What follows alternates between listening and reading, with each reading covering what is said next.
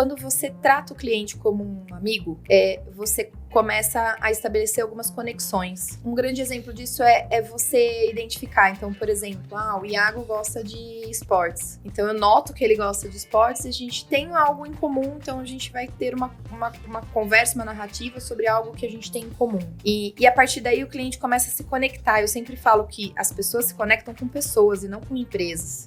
Que a gente foi no final de semana a um restaurante, o garçom falou para os meus pais, cardápio no QR Code. Só que o cardápio no QR Code, ele é muito interessante para uma pessoa que tem uma boa vista, que enxerga bem. Agora, para uma pessoa mais velha, é horrível. E aí você faz uma pergunta pro garçom, mas qual a diferença desse prato do outro? Aí ele responde de forma muito automática, esse vem 10, esse vem 5. Mas isso eu quero saber se dá pra quantidade de pessoas, eu tô querendo saber mais sobre isso. Então, a pessoa não responde aquilo que vai resolver o seu problema, não te entrega um cardápio que você vai conseguir enxergar o que tá escrito no cardápio, que é pra todo mundo, que todo mundo vai conseguir. E você acaba tendo uma experiência ruim. Por mais que a hora que chega a comida, você fala, nossa, que comida deliciosa. Mas você acaba tendo uma experiência ruim, porque a pessoa não pensou exatamente em como te ajudar, em como resolver.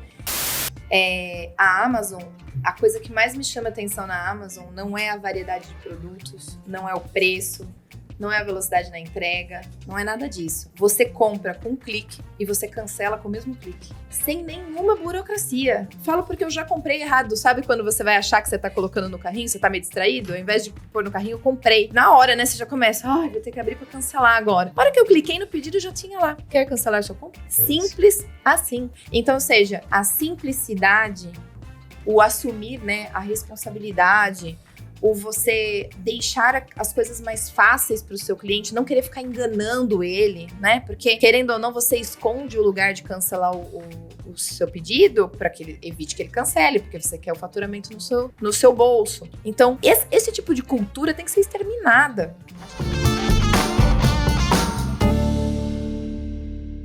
Você está ouvindo o nosso podcast Play Growth, um podcast sobre alavancas de crescimento para empresas. Meu nome é Alex Oliveira e eu estou aqui com os nossos hosts aqui do podcast. No final de temporada, já foram uns 20 episódios, caramba.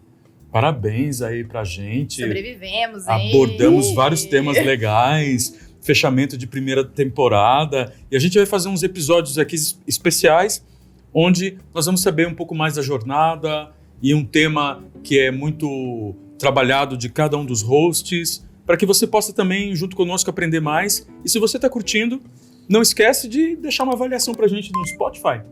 Você está nos ouvindo no Spotify?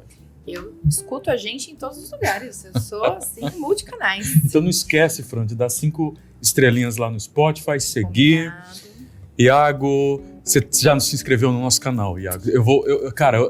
Batemos já mais de 200 inscritos no canal do YouTube. Caramba, legal. 2.500 seguidores no TikTok. Mais de 400 seguidores no Instagram. É isso mesmo? Não sei, Alex, você sabe que a Fran, ela tem um orgulhozinho, assim, pelo TikTok, né? Você concorda comigo?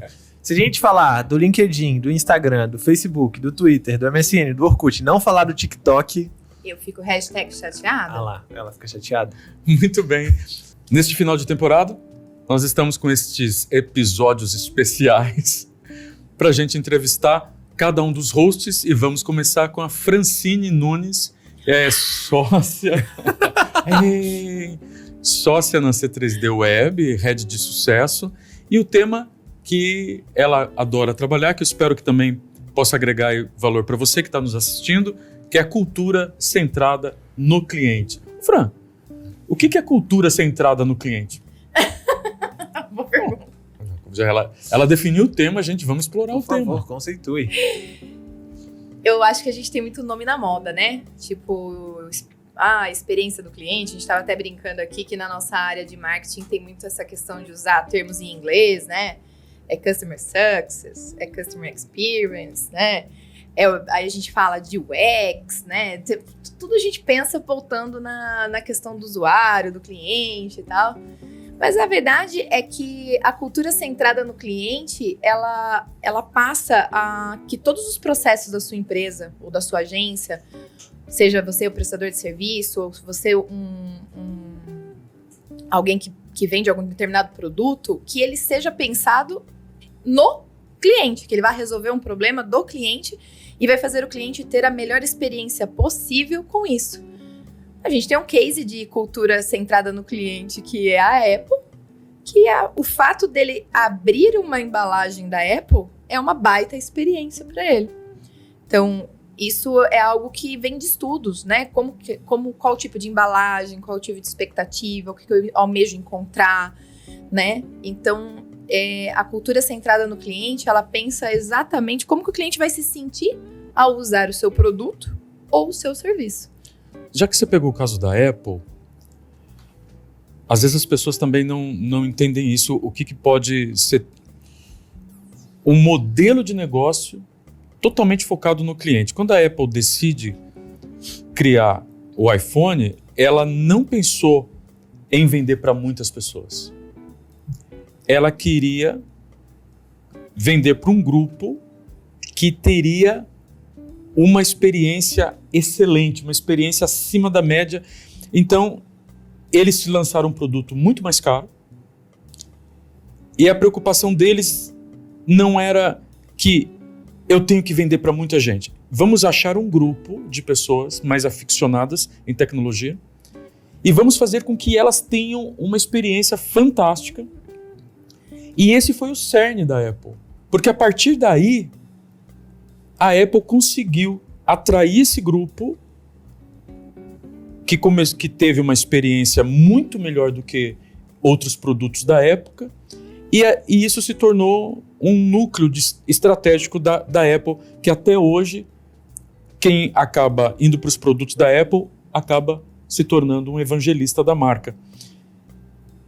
É um pouco isso quando a gente fala de você montar um modelo de empresa cuja cultura é centrada no cliente, é você não se preocupar muito, de repente, se você vai vender para muita gente, mas você, pelo menos os clientes que você trouxer, você se preocupar que eles tenham assim uma experiência fantástica com você, que seja totalmente apaixonado pela sua empresa, e a partir daí você começar a crescer. Ficou claro o meu raciocínio para vocês? Ficou. Eu acho assim, a cultura centrada no cliente, ela não tira você ela não te isenta de decepcionar um cliente.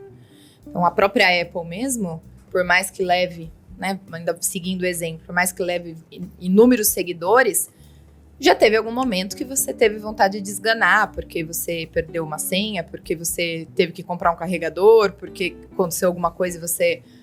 Alguma coisa sempre vai acontecer que vai decepcionar o seu cliente. Então, lembrando que quando você cria um processo de cultural dentro da sua empresa, de você pensar no cliente, não isenta o cliente de ficar insatisfeito contigo. Mas você tenta fazer com que ele olhe para você como um parceiro de negócios e que ele tenha a melhor experiência possível dentro daquele ambiente que você está falando. Então, vamos dar um exemplo. Vamos pegar um caso de um restaurante pequeno. Você tem um chefe de cozinha. Esse chefe, ele consegue produzir ali o quê? Uns 50 pratos numa refeição, porque ele tem aquele cuidado com o tempero, cuidado com o enfeite do prato e tal. E aí, ele começa a servir num restaurante pequeno. Aquelas pessoas que vão lá, elas se apaixonam por aquilo. Pessoas ficam horas esperando para comer a comida daquele chefe, porque foi algo que foi pensado na experiência que ele vai ter, na degustação que ele vai ter, no tipo de qualidade de produto que está lá. Muitas vezes, esse chefe, quando ele resolve expandir o negócio dele e replicar aquilo para outras pessoas, o negócio dele quebra. E a gente já viu várias vezes isso acontecendo. E quebra por quê? Porque ou ele não consegue ter um modelo de negócio, uma receita que vai ficar replicável, que vai ser possível replicar, ou ele perde a mão na qualidade porque ele já não consegue mais entregar com a mesma experiência. E aí ele acaba perdendo aqueles seguidores que estão lá. Então, quando a gente fala muito dessa questão de você pensar no que o cliente está sofrendo, muitas vezes você analisar o que realmente é relevante. Né? Eu contei um caso essa semana na agência, que a gente foi no final de semana a um restaurante, e aí o garçom falou para os meus pais, o cardápio é no QR Code. Só que o cardápio no QR Code, ele é muito interessante para uma pessoa que tem uma boa vista, que enxerga bem. Agora, para uma pessoa mais velha, é horrível. Ela tem que ficar ampliando a tela do celular para ela poder ler. Ela não consegue ler o que está escrito ali nas entrelinhas do cardápio. E aí você faz uma pergunta pro garçom, mas qual a diferença desse prato do outro? Aí ele responde de forma muito automática, esse vem 10, esse vem 5. Mas isso eu quero saber se dá para a quantidade de pessoas, eu tô querendo saber mais sobre isso. Então, a pessoa não responde aquilo que vai resolver o seu problema, não te entrega um cardápio que você vai conseguir enxergar o que está escrito no cardápio, que é para todo mundo, que todo mundo vai conseguir. E você acaba tendo uma experiência ruim. Por mais que a hora que chega a comida, você fala, nossa, que comida deliciosa, mas você acaba tendo uma experiência ruim, porque a pessoa não pensou exatamente em como te ajudar, em como resolver, em como atender pessoas que, por exemplo, não enxergam direito ou que, de repente, não têm um entendimento muito bom, entendeu? Então, eu acho que quando a empresa começa a elaborar um plano de pensar em centralizar a experiência do cliente, ela muda essa concepção. Peraí, eu não quero mais que você passe por isso. Então, o que eu preciso fazer para que você não passe por isso? Entendeu? Quais perguntas você acha que uma empresa, uma média, uma pequena empresa, ela tem que se fazer para começar a olhar para essa jornada do cliente e começar a desenvolver essa cultura de experiência do cliente? Eu acho que a primeira coisa, Iago, é a gente definir quem é o seu cliente. Porque, assim, a partir do momento que você define, a gente fala no marketing que é o perfil de cliente ideal.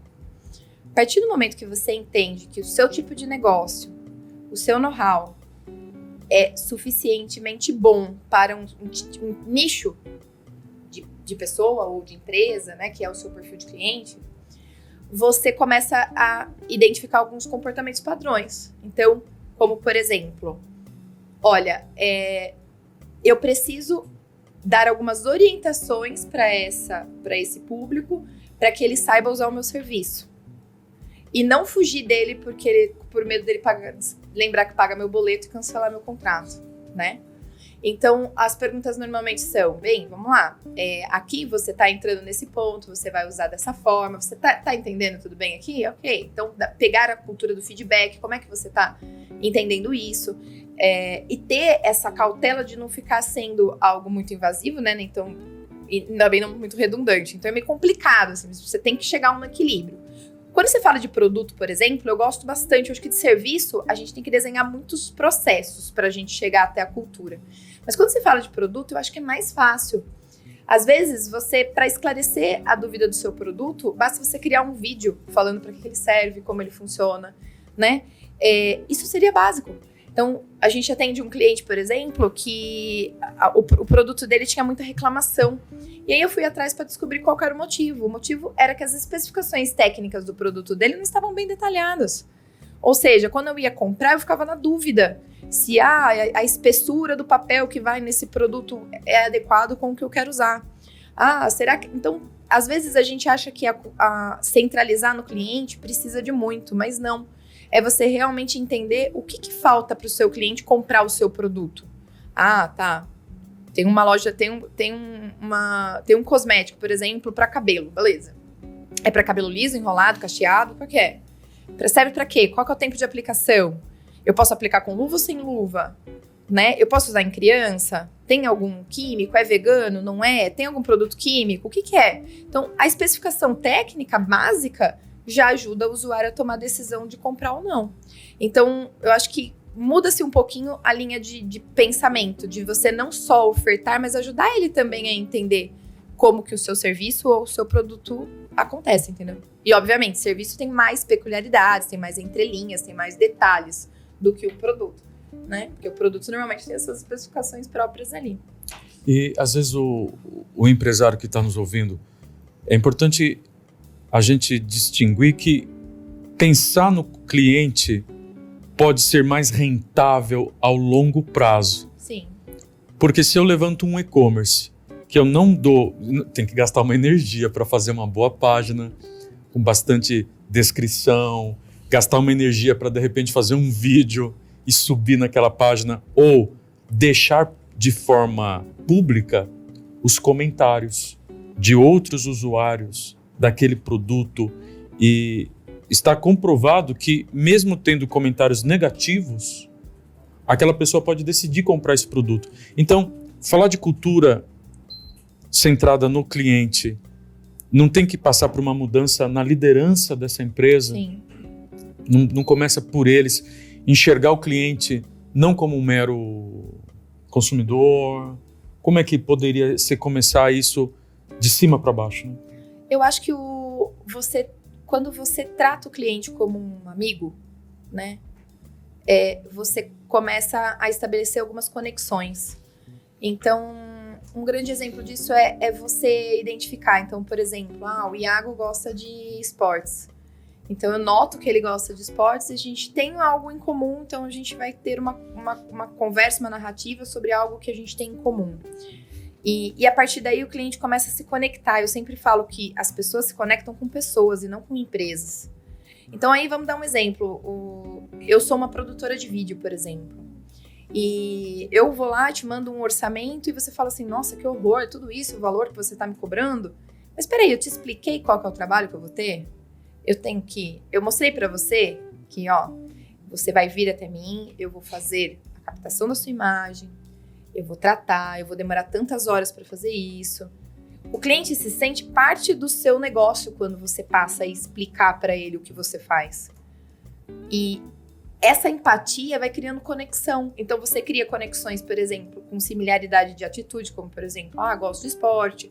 Outra coisa, você pode pegar e detalhar mais do seu produto, como ele é feito, como que passa, por quem que passa, por quantas pessoas muitas vezes passa. E aí a pessoa deixa de olhar aquilo como apenas um custo e pensa no investimento que ela vai ter e qual a lucratividade que ela pode ter a seguir.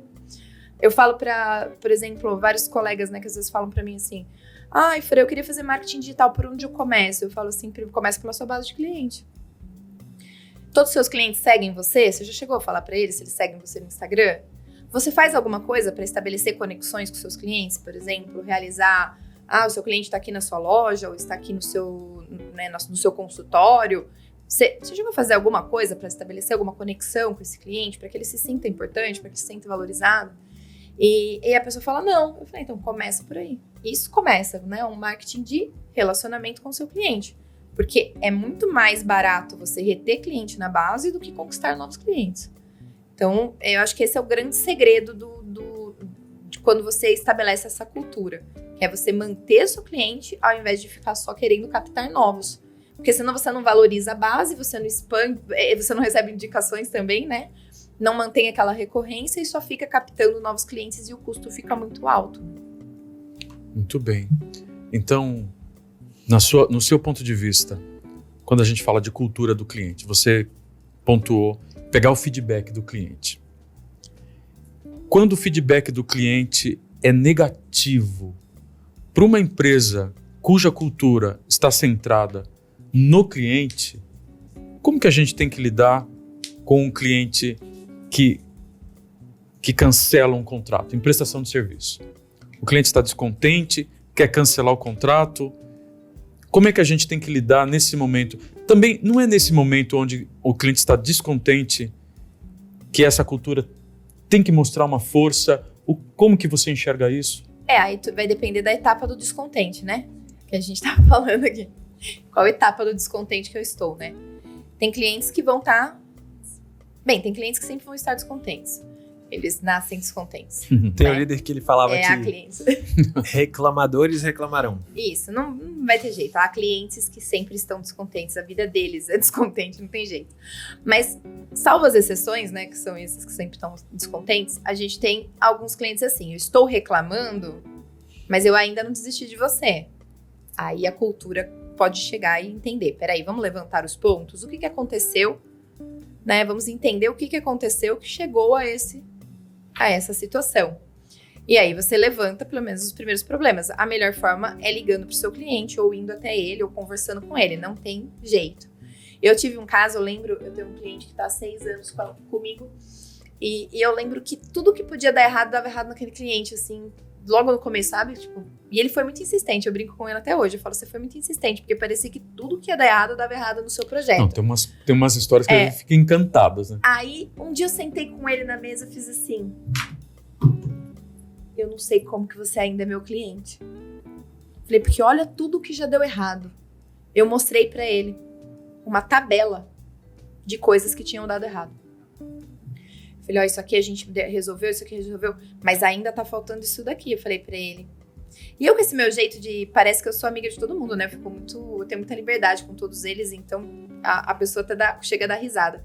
Chegou no final, ele olhou pra mim e falou assim, você sabe por que eu ainda tô com você? Porque você tem listado todos os problemas que vocês enfrentaram. Ou seja, novamente, você não tá salvo de não deixar o seu cliente descontente, porque você está pensando nele. Mas o fato de você criar uma lista de coisas que você fez que deu errado e o cliente enxergar que você identificou os erros que você cometeu, gera confiança. Porque ele não espera isso. Ele espera que você vá arrumar uma desculpa, Alex. Sim. Ele espera que você vá olhar pra ele e falar assim, ó... Bem, não, mas isso eu fiz por causa que você fez isso. Mas isso eu fiz por causa de não sei o quê. Isso aqui foi assim por causa de não sei o quê, entendeu? Ele vai esperar isso. E quando você lista um documento onde você tem todos os erros e falhas que você cometeu e que foram solucionados, ele fala, é esse tipo de empresa que eu preciso. É uma empresa que se comprometa com os erros, não só com os acertos, né? Então, eu acho que esse é um ponto. Uma outra coisa em relação a produto, é a mesma coisa. Você está vendendo um produto num e-commerce, não chega na data. A pessoa tá lá, vamos lá, você se comprometeu que ia chegar até dia 10 de fevereiro. A pessoa tá esperando aquela entrega. Não chegou. Você tem que tomar uma atitude de mostrar que não chegou e não fazer de conta que não era pra ter chego. E que o problema é do correio.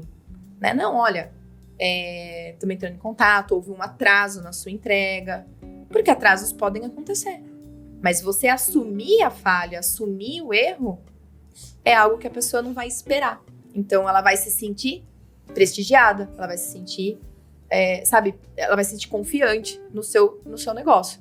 E eu acho que é aí que você acaba ganhando mercado. Então você vê que cultura é uma empresa centrada na cultura do cliente, uma empresa que tem o cliente como no centro, posso colocar assim também? Sim. Você acaba estando mais aberto a ouvir o cliente, né? Você quer ouvi-lo, mesmo no momento de descontentamento, né? Esses dias... eu fiquei sabendo de um case, acho que 2 caras montaram um perfil no Instagram pedindo para o McDonald's voltar o McFish. E o McDonald's, em vez de tomar isso como ruim, pega o jurídico, vamos botar o jurídico atrás desses caras, tirar do ar, que eles poderiam facilmente tirar do ar, né? Uma denúncia, talvez, do McDonald's para a Meta tiraria essa conta do ar. Eles foram conversar com esses caras e fizeram uma campanha para que você se inscrevesse e fosse lá comer de novo o McFish, porque ele tinha saído de linha. Quando você tem uma cultura centrada no cliente, é um pouco isso, Fran? É deixar o relacionamento mais aberto? É ser uma via de mão dupla? O cliente perceber que a gente se importa? Eu acho que você acabou de pegar a chave. É o cliente saber que você se importa. Então, isso para qualquer área. Desde que você constrói uma plataforma para ele navegar, um aplicativo para ele usar, ou se você é um prestador de serviço. O cliente tem que perceber que você se importa. Vou dar um exemplo. Eu acho que muitas vezes a gente vai, na nossa área mesmo do marketing, né? A gente às vezes é algo tão estressante porque a gente está falando de cultura de resultados, faturamento, venda, e se o lead é qualificado, e se não é, e novamente tudo fica um empurrando para o outro. Culpa é de quem? É da venda ou do marketing? Venda do marketing, né? E quando você começa a enxergar o lado do cliente pelo lado dele ter uma experiência melhor, você para de ficar procurando culpado. Eu tô te entregando 150 leads, o seu comercial não tá fechando. Essa resposta você nunca mais dá pro seu cliente. Porque você tenta buscar o motivo pelo qual o comercial dele não está fechando venda tendo 150 leads. Confesso pra você que eu já fiz essas frases muitas vezes, Fran. E a de gente tentar provar pro cliente, mas e eu tenho casos assim que estão na minha memória. Porque naquele momento me faltou maturidade. Sim. De tentar entender melhor a operação do cliente, sabe, Iago? Então eu falo, mas eu sou agência de marketing, eu gerei tantos leads, você não está fechando, pô, e você está reclamando comigo. Então, acho que nesses últimos anos, eu amadureci mais nesse aspecto e a sua vinda me trouxe muito mais essa visão de falar, pô, mas vamos tentar entender, né, cara, o que está acontecendo aí do seu lado? É porque quando você passa a enxergar o outro, eu também já tive algumas vezes de fazer isso, mas chegou um momento que eu comecei a perceber e me colocar no lugar daquele comercial. Aquele comercial que cata, são 150 leads por mês. E ele ligou para 50 e recebeu 50 nãos. Ou 50. Tipo, 50 pessoas eu não sei se eu me inscrevi. Do que você tá falando, né? Você gosta de subir campanha no Instagram, formulários, os caras clicam, nem sabe, esquece que se inscreveu. Né? E aí você começa a identificar, você fala, peraí, não é possível que seja tudo um bando de preguiçoso e meu trabalho seja incrível. Não é? Então você começa a entrar mais no buraco do queijo. E aí vem a questão, peraí, como é que tá a experiência de quem tá recebendo esse anúncio? Porque a gente foi num evento, Alex, você tava comigo, as pessoas hoje estão pagando para não receber anúncios. Elas pagam para não ver anúncio. Sim. Porque elas estão cansadas dessa coisa tão automática que se transformou o marketing digital. Então, eu acho que nós, da área do marketing, a gente tem uma responsabilidade ainda maior nisso, que é realmente levar uma experiência pro usuário, até com relação à quantidade de anúncios. Na agência, eu proíbo de fazer retargeting com frequência de 5, 6 vezes. Eu acho que é absurdo isso. Eu ter visto uma caneca e ficar vendo 10, 15 vezes a mesma coisa depois, eu acho um absurdo. Pra sempre, né? Eu acho que se mantesse assim por 7 dias, 15 dias. Eu acho que isso é um excesso, né? E aí vem, você está tendo o seu cliente ali, né? Você está cuidando do seu cliente e não está ajudando o seu cliente a cuidar do cliente dele. Então, você tem que pensar ali na ponta também. Peraí, como é que seu cliente está recebendo isso? Como que ele tá vendo isso que ele tá recebendo? E falo mais, nós temos dentro da base lá algumas multinacionais que desde que a gente começou a trabalhar o marketing dos colaboradores e o marketing dos clientes, o faturamento delas aumentaram. Sem precisar ficar gastando trilhões com anúncios, clique aqui, baixe isso, baixe aquilo. Então, eu acho que a gente precisa mudar um pouco o conceito, né? Do que é experiência do cliente, né? A gente tem que mudar esse conceito. A partir daí, a gente olha de outra forma e a gente passa a ajudar as empresas a crescerem de outra maneira, sem ficar colocando só culpados. É a venda que não está realizando. Boa. Eu gosto bastante da Amazon nesse sentido. Eu sou muito fã da Amazon, né? Eu sempre menciono a gente nem percebe. Sempre trago alguma coisa. Mas quando a gente fala de atendimento ao cliente, a Amazon ela tem um princípio que eu acho muito legal. Um princípio interno que se chama reduzir o esforço do cliente. Eu acredito que isso seja, sei lá, boa parte, assim, 70% talvez da experiência do cliente. Por quê? Toda vez que eu estou olhando para reduzir o esforço do cliente, eu estou pensando qual que é o próximo passo do meu cliente, qual a necessidade que ele tem, que eu vou reduzir no meu processo, para que ele tenha uma experiência mais fluida. A Amazon tem, nos Estados Unidos, no Brasil não, tem um livro muito bom, recomendo, que se chama As Cartas de Bezos. Não sei se vocês viram esse livro. Mas desde que a Amazon é a Amazon, Bezos ele manda uma carta anual para todos os investidores falando sobre as visões. E aí, dessas cartas, esse cara ficou estudando durante 10 anos, fez um compilado delas e disponibilizou esses princípios. Se não me engano, são 14. E um desses princípios é a parte de análise de dados. Estou dando uma volta, mas vai fechar a caixinha. A Amazon tem um e-commerce que é mundialmente famoso, que vende milhões e milhões em segundos. E as pessoas, né, por exemplo, a galera que gosta muito de ler, gosta de ter o livro nas mãos e de folhear o livro, né? Eu, pelo menos como bom leitor, eu prefiro se eu tiver essa oportunidade antes de comprar. O que a Amazon fez? Analisou por região as lojas, analisou por região quais eram os livros que mais eram vendidos em determinada região. Então vamos puxar um exemplo prático aqui. Supondo que dentro da cidade de Jundiaí tenham determinados tipos de livros que são mais vendidos, Depois de fazer esse estudo, a Amazon abriu algumas lojas físicas de livros, em que a pessoa ela poderia ir para essas lojas, só que nessas lojas somente ficavam disponíveis livros que tinham uma nota de 4,5 para cima, na região em que ele era mais vendido. Então as pessoas viam os livros na internet e podiam ir para as lojas físicas da Amazon para poder comprar, e elas só teriam acesso a livros com excelentes avaliações. E a partir daí, né, nesse momento, elas também conseguiam ver as avaliações dos livros no e-commerce da Amazon. Então eles uniram os dados com a experiência do cliente, no sentido de: eu sei o que vocês querem comprar na região que vocês vivem, eu sei que vocês querem livros bem avaliados e eu vou disponibilizar isso para vocês. Vou juntar para vocês essas informações do online com o offline para poder reduzir o esforço de vocês, e aí automaticamente a taxa de conversão da loja ela tende a subir, porque tudo que você encontra na loja é bom para as pessoas daquela região. Eu gosto bastante desse exemplo. Uma outra situação é o Nubank, né? A missão, o início do Nubank foi o quê? A gente quer que as pessoas não tenham que ir para a agência mais. Eu não sei se vocês usam o Nubank, mas ele tem uma função muito legal agora, que é de boleto. Então, toda vez que a gente quer pagar um boleto, se o boleto está no meu nome, o Nubank ele tem um auxílio de boleto. Ele puxa os boletos que estão no meu nome e já disponibiliza dentro do aplicativo. Eu não preciso ir em lugar nenhum. Toda vez que um boleto é gerado no meu nome, eu consigo ver dentro do aplicativo e consigo pagar por ele mesmo.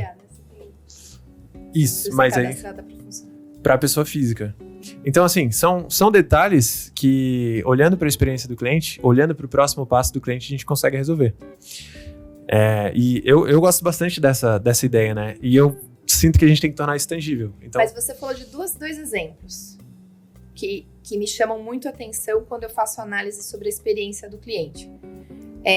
A Amazon, a coisa que mais me chama a atenção na Amazon não é a variedade de produtos, não é o preço, não é a velocidade na entrega, não é nada disso. Você compra com um clique e você cancela com o mesmo clique. Então, um exemplo, eu entrei lá e bati o dedo e comprei sem querer isso aqui, eu posso, exatamente no mesmo momento, tem lá a possibilidade de eu cancelar minha compra.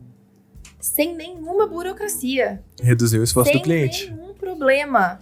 Eu já falo porque eu já comprei errado. Sabe quando você vai achar que você tá colocando no carrinho, você tá meio distraído? Ao invés de pôr no carrinho, eu comprei.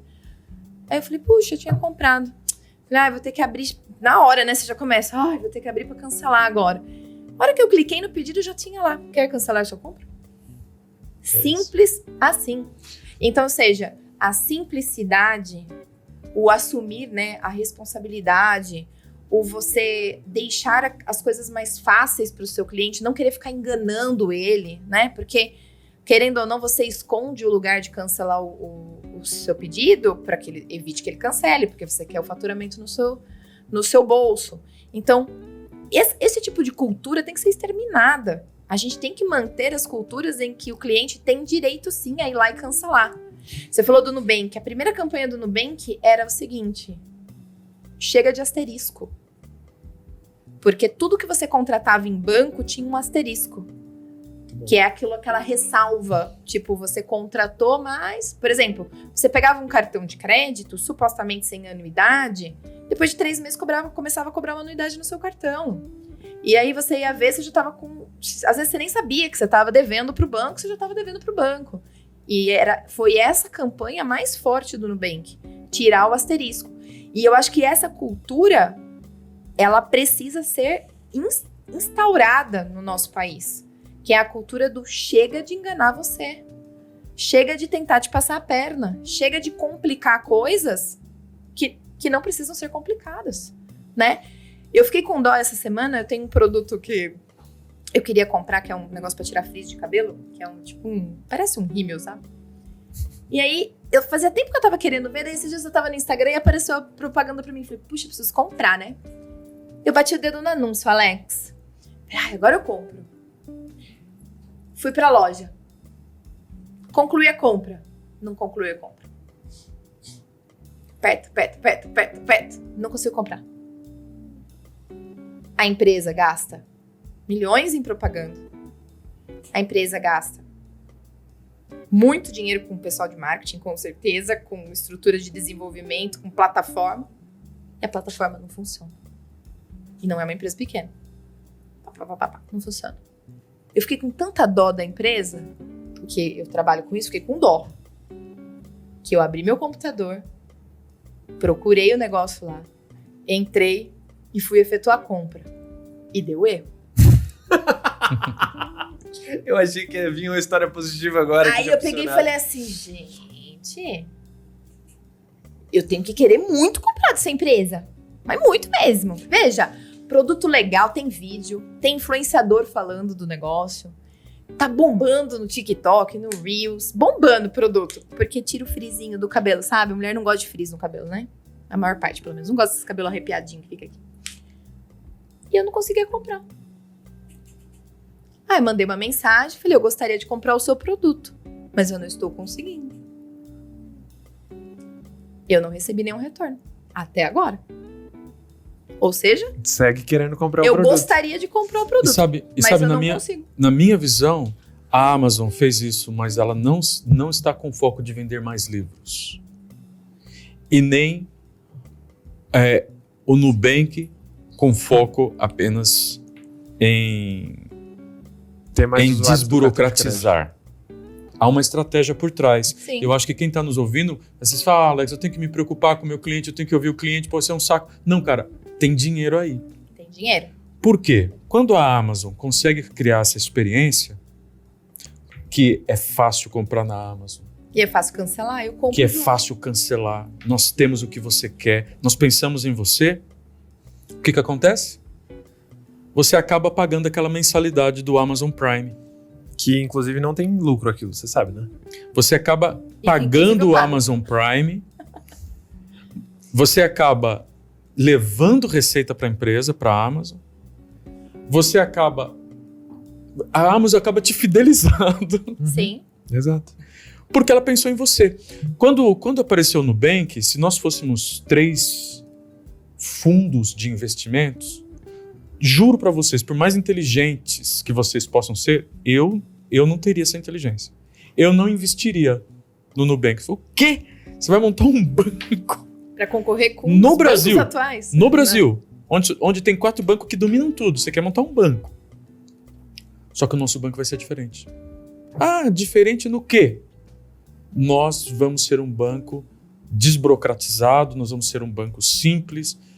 A gente quer estar transparente para o nosso cliente. É legal ouvir o pessoal do Nubank contando a história.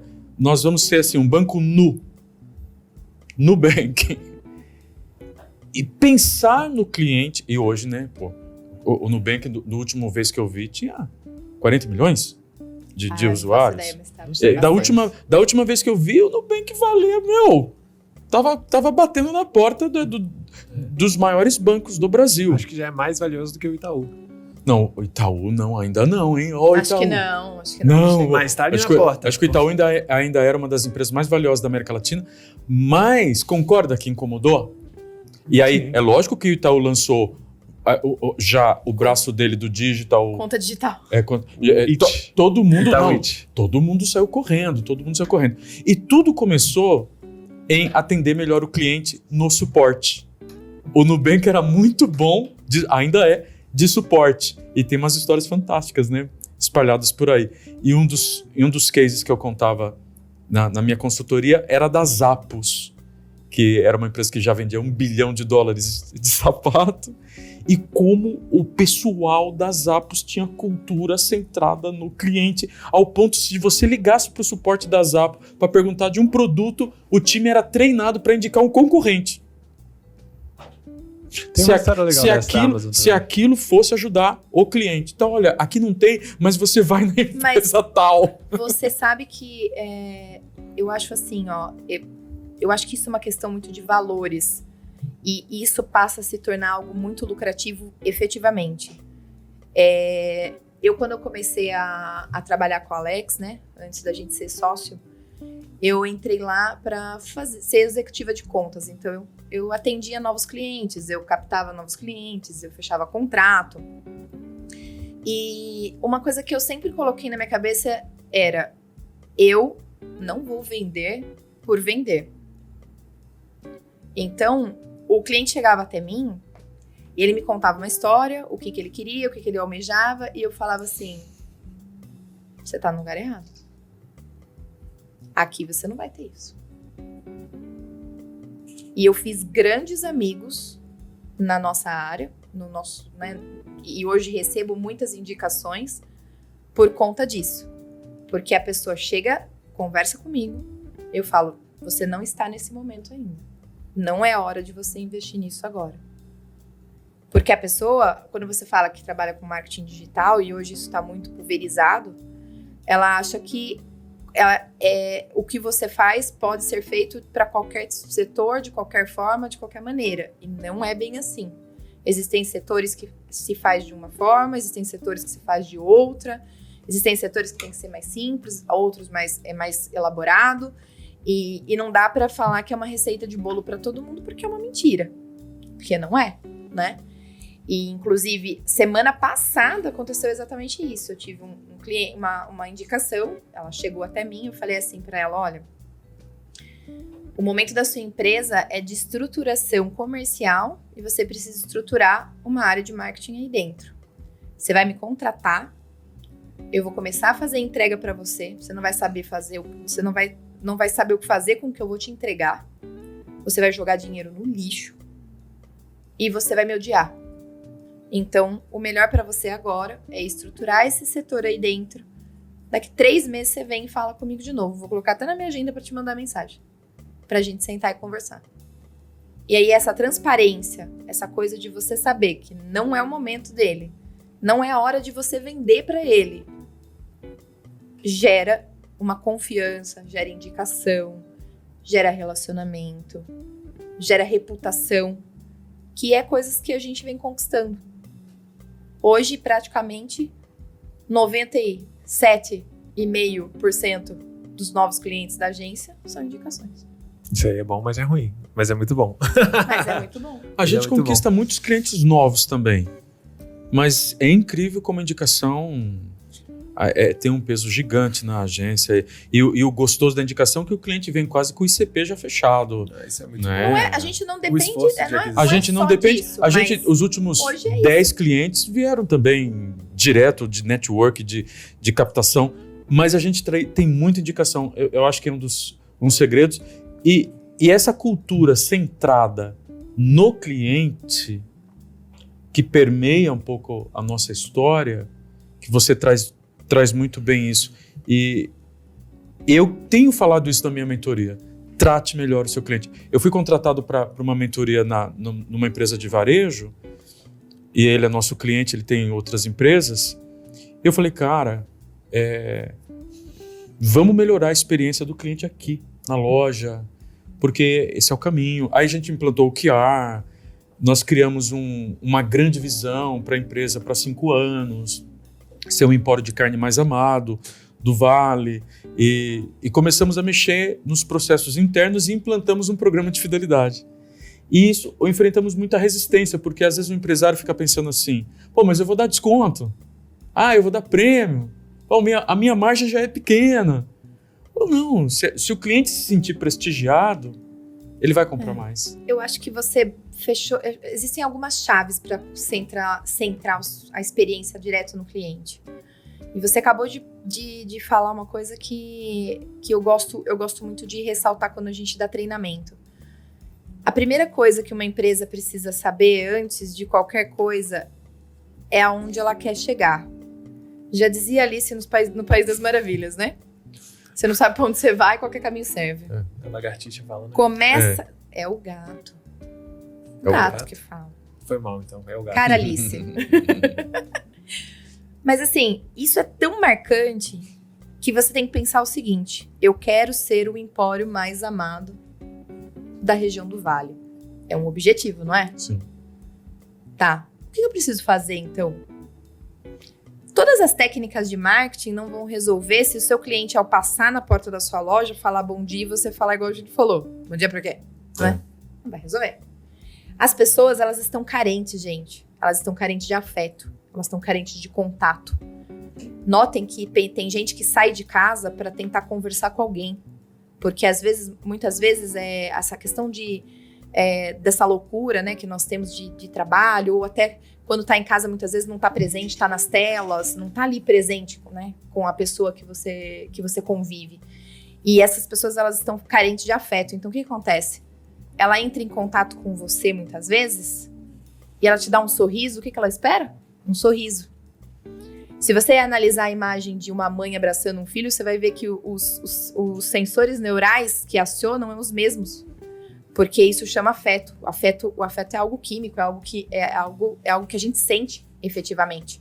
Então, a partir do momento que você trata alguém com afeto, com empatia, você gera nela uma reação, né? É uma reação biológica.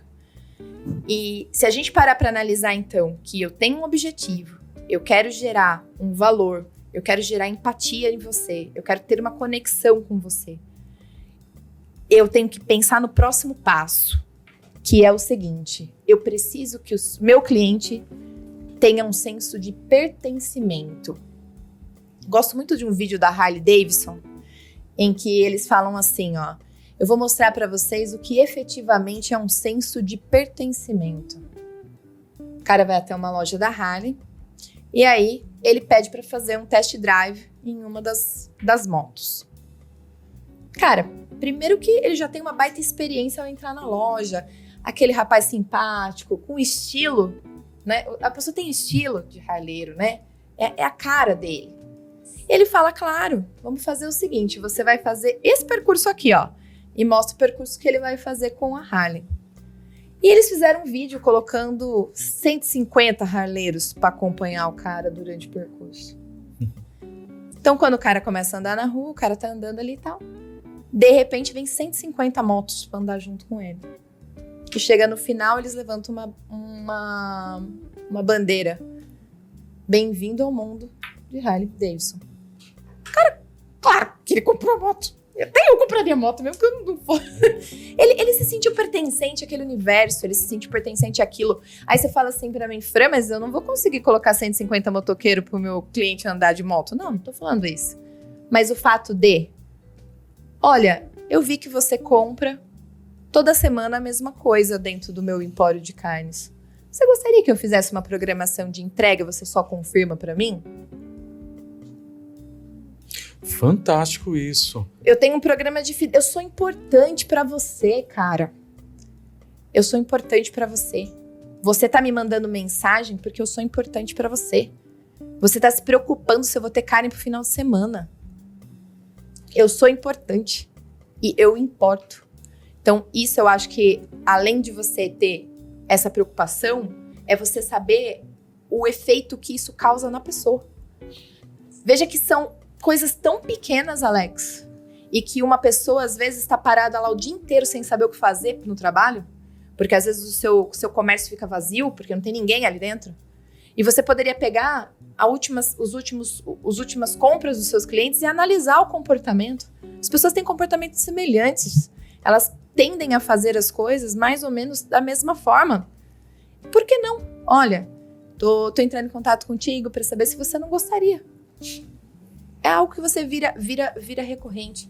Então, programas de fidelidade, eles são ótimos, desde que eles também mostrem a importância que você tem. A importância que você tem como cliente. Você tem que se sentir importante. Você tem que sentir que você é parte. E que se eu for falhar com você, eu vou te pedir desculpa. Cara, eu falhei nisso, e eu vou remediar dessa forma, né? Então, eu acho que são alguns segredinhos que eu acho que a gente tem que começar a entender melhor. Você nem precisa gastar muito e nem muito longe. Não. Vou te dar um exemplo. Teve uma época, eu não sei o que deu na cabeça do meu pai. Meu pai é do lado de mecânica, de caminhão, dessas coisas, mas no momento da vida ele e minha madrasta abriram uma lanchonete.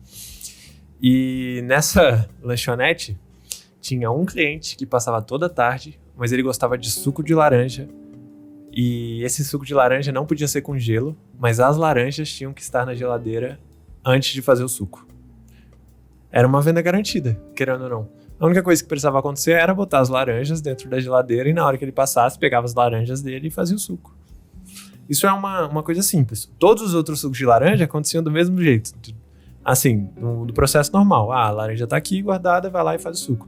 As dele não. As dele ficavam dentro da geladeira para serem feitas do jeito que ele gostava de tomar. E era uma venda garantida de todos os dias. E a gente sabe que para quem tá na ponta do comércio, isso faz total diferença. Então, esse exemplo, né, de programa de fidelidade, isso, querendo ou não, foi um programa de fidelidade. Claro. Eles nem sabiam o que era a experiência do cliente. Eu mas ia eles sempre tinham tomar essa um café preocupação. numa cafeteria. O dia que o rapaz falou assim pra mim, você quer um café expresso, é isso? Eu olhei. Cara, eu fiquei super feliz. Eu me achei incrível. Porque o cara falou pra mim que eu só queria um café expresso. Porque cada um pede uma coisa além do café. Mas eu sempre pedia só o café expresso. Ele falou, você quer um café expresso, né? Incrível. Você se Fran, sente outra pessoa. Quando você entrou na agência, nós estávamos ali, nós éramos uma agência pequena e o cliente ou ele tinha uma experiência comigo ou com você. Então a gente mantinha ali um certo nível de conexão.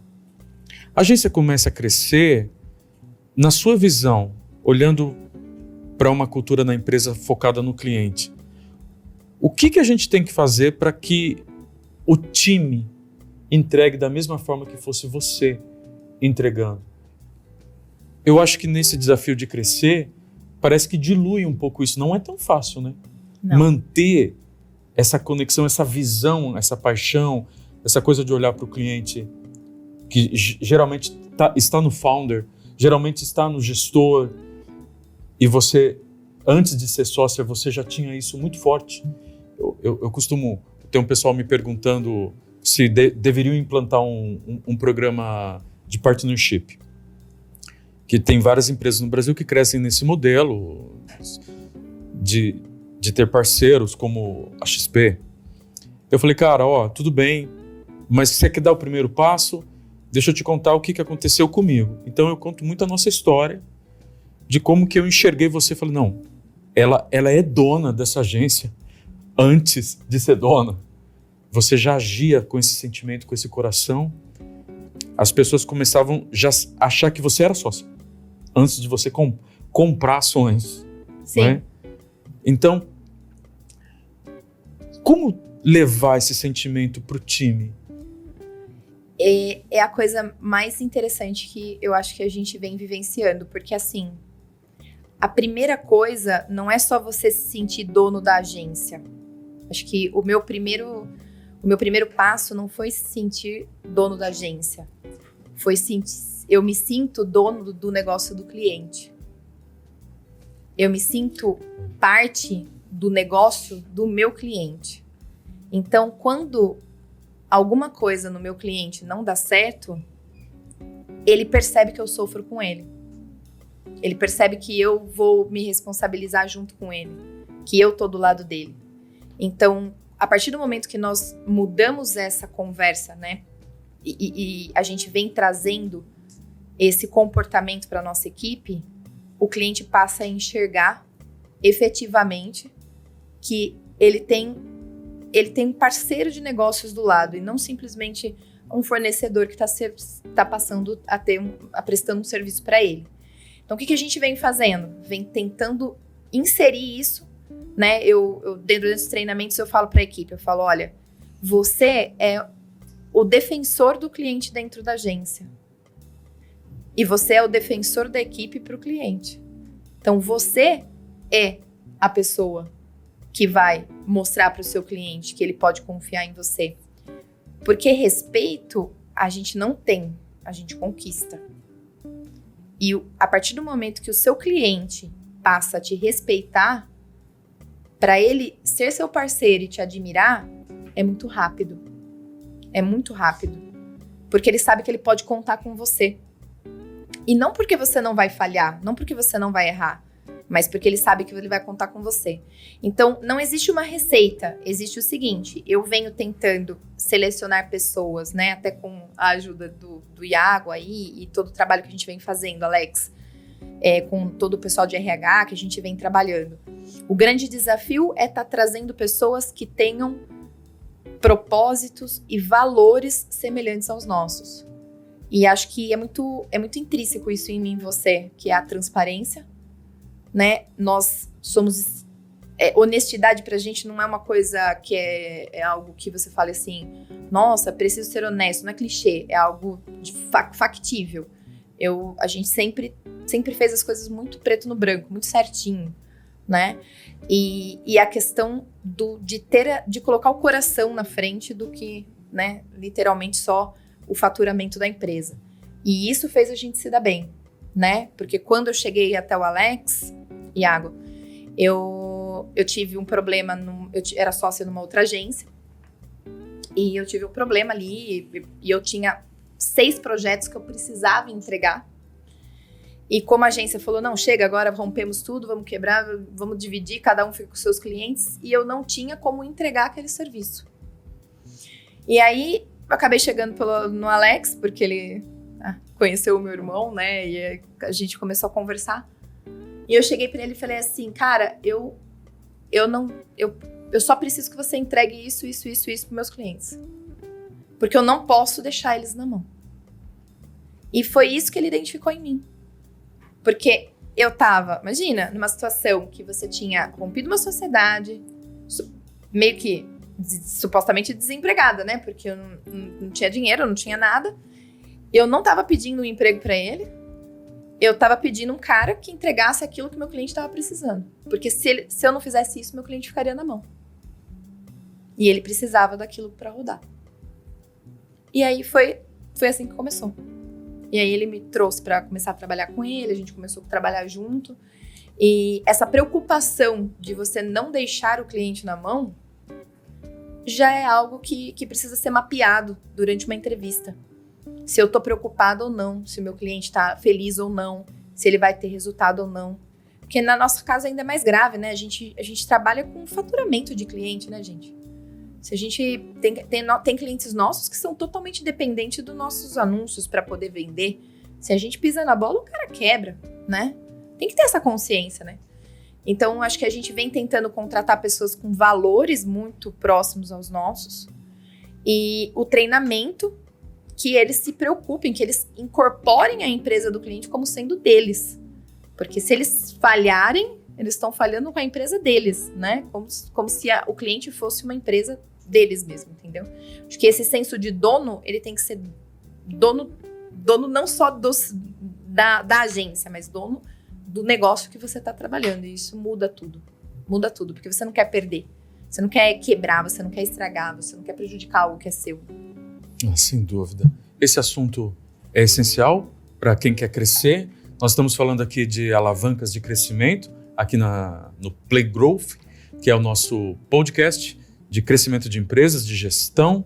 Hoje nós falamos desta área de cultura centrada no cliente, e a Francine Nunes, sócia da C3D Web, tem esse grande processo na sua mão. Sim. Você é a head de sucesso, é um desafio diário, treinar time e deixar cliente feliz, né? Tem vários desafios. Vamos deixar um highlight final aqui desse podcast, cada um dando uma contribuição final, o que mais te chamou a atenção, ou algum ponto que você acha que a gente ainda tem que bater nesse episódio para a gente fazer esse encerramento. Iago? Eu falei de algumas empresas, né? Eu acho que vou fechar falando da experiência Disney. Então, eu acho que a Disney é uma boa referência, uma excelente referência para a gente falar de experiência do cliente. E a preocupação que eles têm, principalmente com o público que eles atendem, que são crianças, né? Então, é um cliente um pouco mais... Tem uma tecnologia diferente ali para você agradar uma criança. E eu acho que a Disney reflete bem esse princípio de você estar preocupado com a experiência do seu cliente, né? A galera fala bastante, vai lá, fica várias e várias horas na fila, mas depois você sai satisfeito porque você teve uma experiência positiva. Então dá pra gente ter uma noção, assim, do poder da experiência do cliente no processo dele de compra e de permanência no seu negócio. Então acho que vale dar uma conferida no... Tem um livro sobre isso, né? O Jeito Disney. Bem legal. A Disney, você às vezes fica na fila e existe um show que eles vão te fazer, vai fazer exclusivamente para as pessoas da fila. E pode ocorrer que essa experiência do show da fila seja melhor do que o brinquedo. É uma preocupação sincera com a experiência do cliente. Então, sem sombra de dúvida, e um detalhe, né? Eu acho que nós somos uma agência de marketing digital. Quais seriam os detalhes, né? Então a Francine está buscando isso, o cliente que está descontente, como tentar entendê-lo, como tentar fazer um novo plano e botar a cara para bater. Eu acho que quando você vai para cima e encara, né? Temos uma fila. E a Disney, ela tem estratégia de vender o PAS. o Magic Pass para passar. Então, a fila também é lucrativa. Então, tudo bem ter a fila. Faz a venda do Magic. Aliás, eu fui catar isso no Hopi Hari o ano passado. E não teve o que fazer. Tivemos que comprar 4 passes. Porra, e ficou uma grana. Eu falei, Thaís, ficou uma grana esse negócio. Mas depois que a gente ia esperar 2 horas o brinquedo com 2 crianças, né? Eu tenho um casal de filhos de 12 e 9. E a gente passou direto e todo mundo meio olhando com cara meio brava pra você e você passando do lado e você indo direto e você vendo economizar 2 horas da sua vida. Sabe, não, esse negócio é de Deus. tá tudo certo. Então, às vezes não é você perder margem. Ó, quem tá nos ouvindo aí é gestor. Alex, eu vou ter que perder margem. Vai diminuir meu lucro ficar olhando tanto para o cliente, frete que eu tenho. Não, cara. Você vai ganhar mais dinheiro se você ser criativo, pensar em estratégias melhores para atender o cliente. No caso lá desse meu cliente que eu tenho feito a mentoria, nós já conseguimos quase 10 mil downloads do programa de fidelidade. Uma coisa simples. E ele não gastou horrores, porque eu fui ver o software que eles usavam no caixa, entrei no site, tá lá. O pessoal do Cresce Vendas. O pessoal do Cresce Vendas tem um programa de fidelidade que, se você usa o software lá no caixa, que se integra, pumba, você ganha um aplicativo. Um aplicativo super fácil de usar. O pessoal do Cresce Vendas não tá tendo patrocínio não, viu? Poderia. Mas olha só o nível de inteligência. O pessoal do Cresce Vendas tem uma API. A gente conseguiu fazer um chatbot agora no WhatsApp, que você recebe um anúncio no Instagram com uma caneca da Stanley, porque eles dão, se você atingir 7 mil pontos, você ganha uma caneca da Stanley, original. E a gente brincou com a caneca no vídeo, mostrando a caneca entrando na loja, rodando na loja. Quantos pontos você tem? Você tem vários prêmios para trocar e descontos exclusivos. Clica. A pessoa entra no WhatsApp e a gente conversa num bot e a pessoa pode consultar os pontos. Então a pessoa coloca o CPF, consulta os pontos, pumba, você tem tantos pontos. Ela vê os prêmios, vê os descontos. E o quarto botãozinho é falar com atendimento. Pá! A pessoa entra, falar com atendimento, falar com atendimento, falar com atendimento. E agora a gente está listando todas as compras dos últimos 12 meses para descobrir quem gosta de picanha, quem gosta de comprar o kit hambúrguer, que vende muito o kit hambúrguer deles, que é um hambúrguer delicioso, de costela. Minhas crianças adoram, que eu faço na churrasqueira. Então, isso tem valor, eles terem virado essa chave. Vamos gastar energia com isso? E aí, o grande OKR, que era ser o empório de carne mais amado, a gente desceu para os Key, né? OKR. Descemos para os Key, o K do Key, e depois descendo para o R do Results, que era aumentar 20% o ticket médio. Então, o que a gente teria que fazer para aumentar 20% o ticket médio? Então, a gente deu treinamento para os açougueiros e os açougueiros começaram a ter ideias. Começamos a treinar o pessoal do caixa para oferecer o programa do Prime Fidelidade. E as pessoas agora, naturalmente, já querem entrar no Prime Fidelidade. E então, se você que está nos ouvindo e está procurando um jeito de melhorar a cultura do seu cliente, cara, começa a olhar para os detalhes. Exatamente. Eu acho que é olhar para os detalhes. Porque ficar lá me mandando o WhatsApp, compre o kit do dia. Cara, eu nunca comprei o kit do dia. Exato. Eu falei pra eles, gente, vocês ficam me mandando, compre o kit do dia. Eu não compro o kit do dia, eu sou churrasqueiro. Então você tem que entender que eu compro picanha. E aí eles me mandaram uma mensagem agora. Olha, eu sei que você gosta de picanha e gosta de kit hambúrguer. Entrou na promoção. Eu falei, não, separa um. Então a gente quer fazer isso de forma automatizada lá. E não achei que foi tão difícil, não foi um programa tão difícil de implantar. Eu acho que é uma questão mesmo, como você colocou, é uma questão de cultura, né? E é uma questão de cuidado, né? Eu acho que é você cuidar do seu negócio, é cuidar do seu cliente. Eu acho assim, num mundo em que nós estamos, a gente repete, acho que pelo menos umas 4, 5 vezes por dia, tô sem tempo, tudo que nós queremos é tempo.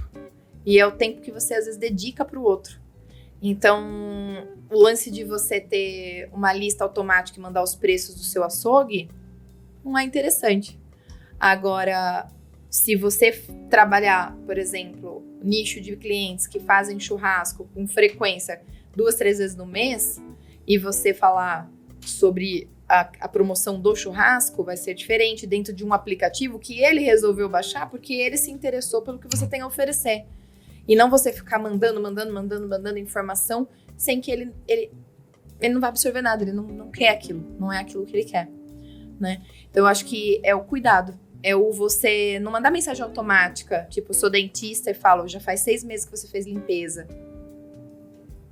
Legal, obrigado por me lembrar, né? Não é isso que eu quero. Eu acho que você tem que ter uma mensagem personalizada, você tem que ter uma mensagem diferenciada, você tem que saber quem é o cliente que você está falando. E não tratar todo mundo igual, como simplesmente por cumprir um protocolo, né? Tipo, quem que eu posso te ajudar? Eu quero uma caneca. Tô, a caneca. Acabou. Simples assim. Aumentar o ticket médio é a coisa mais fácil que tem.